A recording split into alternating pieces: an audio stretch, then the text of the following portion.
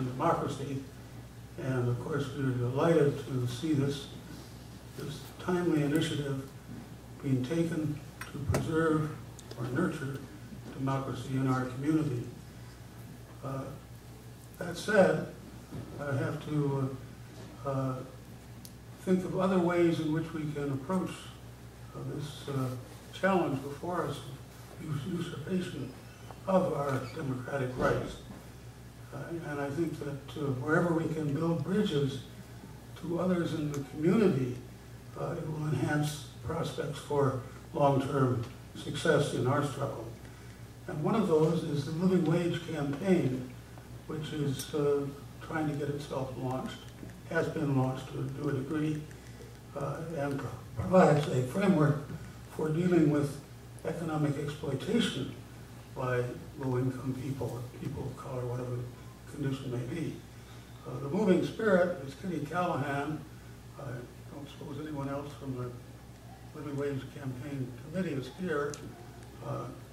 Kitty works for the Western Mass Public Interest Office and is a very knowledgeable person. I would urge you to reach out to her, and I'll encourage her to reach out to you and build some more momentum behind this really exciting, timely, and urgent initiative that has brought us all together here. Thank you.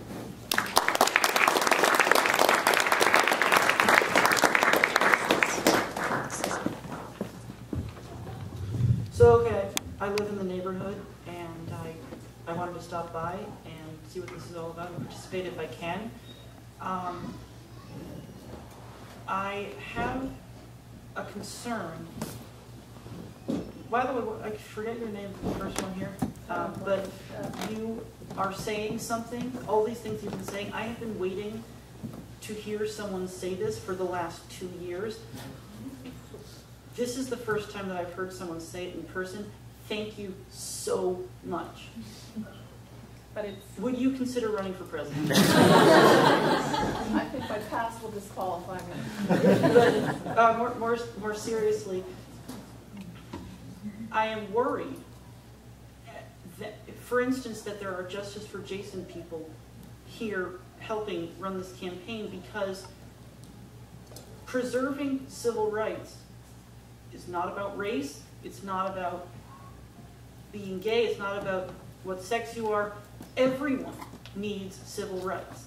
And historically in this country, there are certain groups that have enjoyed more of them than others, and we need to help give them to the people that don't have them. But when they're taken away, they're not taken away from one group, they're not taken away from one race, from one sex, from one sexuality, from one national origin. They're taken away from everyone systematically all at once.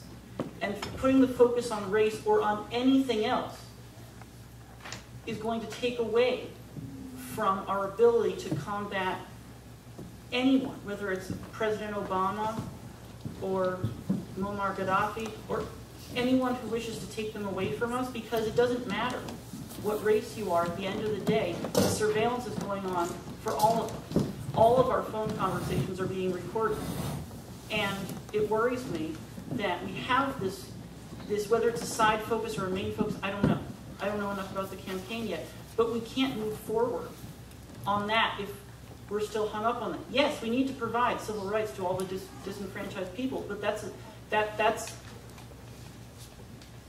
not going to matter if they're taken away from everyone.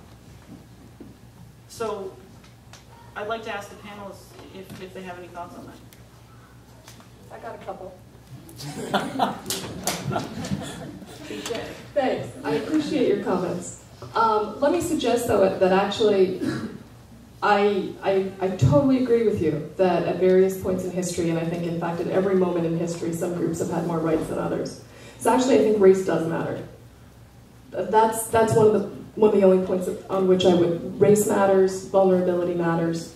That, in fact, you know, in a certain way, I want to echo the comments of one of the prior speakers, or one of the prior members of the forum here, when she suggested that it was incredibly indulgent to talk about preserving our civil rights. And in a way, respectfully, I think this is a terrific forum. I don't want to take away from it. I think it's really, really necessary and urgent, and I thank you all for putting it together. But it is indulgent, right? I mean, let's just face it, right? We're here because we can talk about it. We're here because some of us, in fact, don't actually. Again, we're panicked now because now suddenly we have fusion centers in which everyone is potentially surveilled. Where was this outrage 8 years ago? Where was this outrage 20 years ago? But it's because, in fact, more and more people are now going to be the targets of surveillance that there's this kind of action, that there's this kind of concern. But there are, in fact, folks of color, migrants, undocumented migrants, the fact that that is a household word suggests that not everybody's vulnerable in the same way. And so it's up to us who have more privileges and more rights to fight this fight. Because we're less vulnerable, because we have the ability to withstand the potential persecution that's put out there, and because we created this for other people.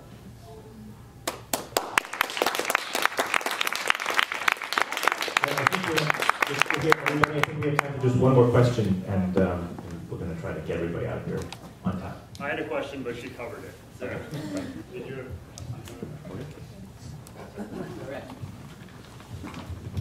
Hey everybody. I'd like everybody to give a round of applause for all the panelists that we had tonight, all the awesome speakers.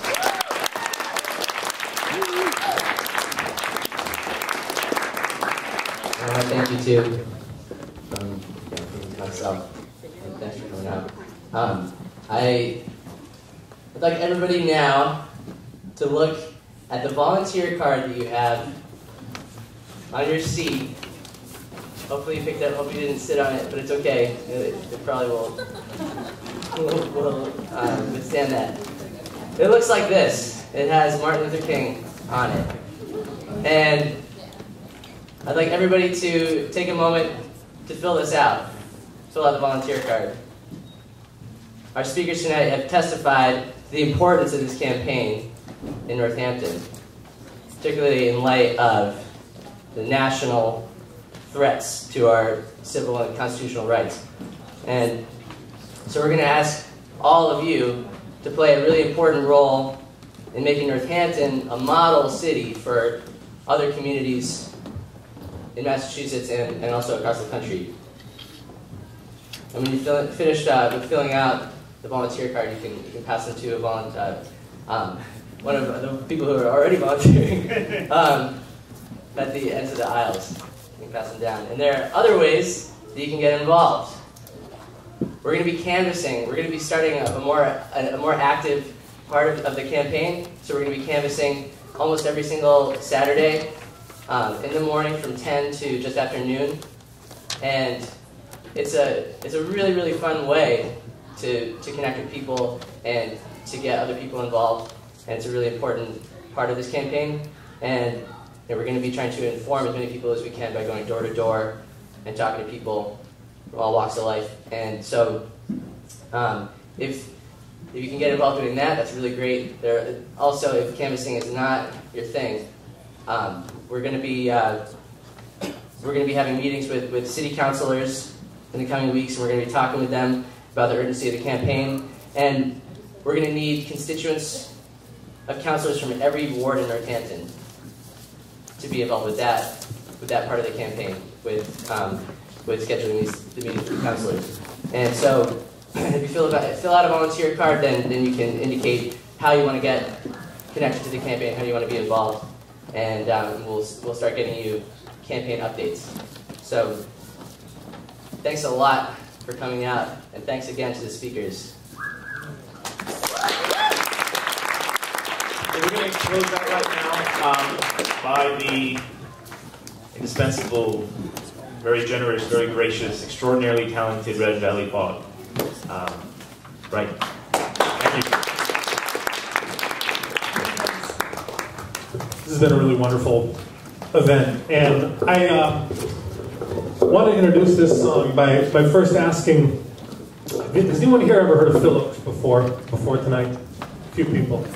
Well, Phil Oakes, there's actually a movie that just came out about him. He was a man of the left, and so am I. This song is called Love Me, I'm a Liberal.